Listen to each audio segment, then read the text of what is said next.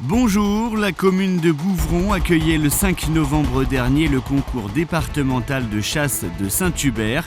Ce concours met en valeur les chiens d'arrêt et spaniels, mais aussi l'étroite collaboration entre l'homme et le chien.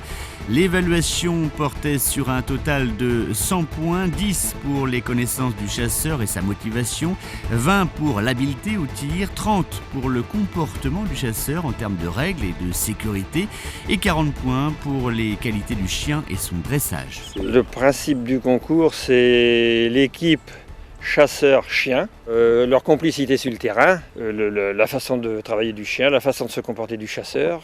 C'est beaucoup jugé sur la prudence. L'image, c'est quand même de ne tirer du gibier que quand le chien a bien travaillé. Ça a eu lieu pendant 10 ans à Notre-Dame-des-Landes et maintenant ça se passe à Bouvron depuis 4 ans. Après, il y a le concours régional avec les premiers de tous les départements qui a lieu en région et qui conduit après sur une finale. Alors tous les premiers après de la régionale se retrouvent en finale nationale à Rambouillet. Au concours Saint-Hubert, c'est surtout la complicité qui est vue, quoi. C'est rien à voir avec le filtrial où c'est la grande quête des chiens, les grands espaces. Là, c'est la complicité. Le chien doit chasser à portée de son maître.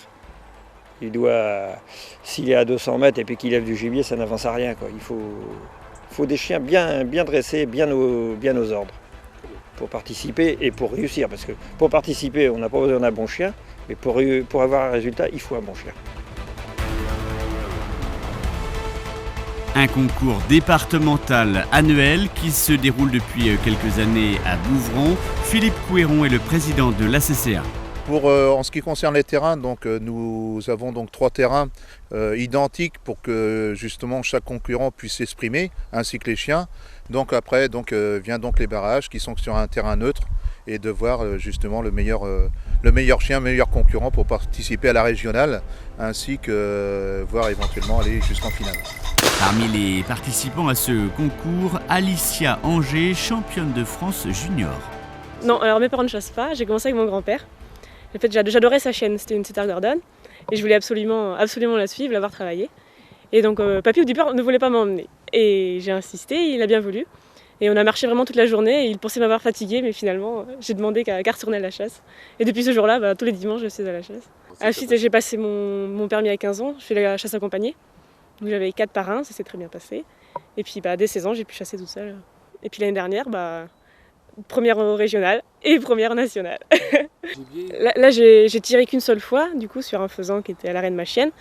Et le deuxième, elle l'a attrapé sans que je puisse tirer, il s'est pas envolé. Je pense que c'est pénalisant. Les juges auraient préféré que j'avance devant la chienne et que je le fasse envoler. Mais moi, j'aime pas précipiter ma chienne, je préfère la laisser travailler. Et les meilleurs chasseurs de chaque région se retrouvent donc chaque année au mois de décembre pour la finale sur les ex-chasses présidentielles de Rambouillet.